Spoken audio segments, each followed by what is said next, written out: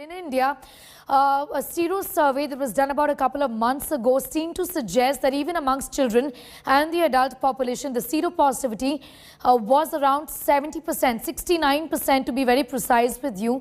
The government of India seems to suggest to an extent that they believe that Omicron is not going to have such an adverse impact on the Indian population because of high seropositivity rates. Do tell us, is that the experience with South Africa?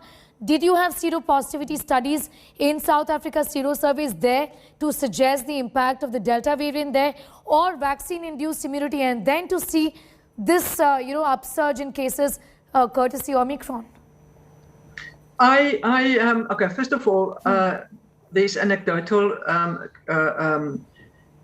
data or saying going around that between 70 and 75% of South Africa already have immunity.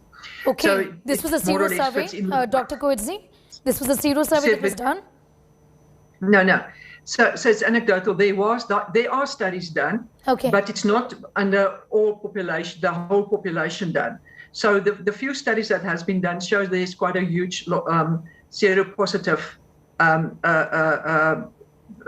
antibodies out there, but it's not been done under the whole of the population. So it might be true that, let's say we have a 70%, and then if you compare it then with India, and yes, we have unfortunately only 40% or 44% of our adult population has been vaccinated.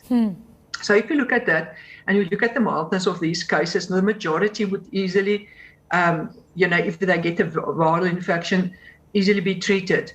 Then I think if you have more or less the same type of pattern that we have, then you should be on the same trajectory than South Africa. You will have a surge in your cases, and it's really going to climb, and everyone is going to panic when it climbs. But so it can climb. The question is the hospitals and the doctors, can they cope? And are the patients predominantly severely ill or mildly ill? That's what one needs to say. So in South Africa, the majority is mild ill. Okay. Dr. Coetzee, there is a concern when it comes to cluster outbreaks. We're seeing quite a few in India already, and also household transmissions seems to be extremely high for Omicron. What's been your experience? Do tell us what's happening in South Africa.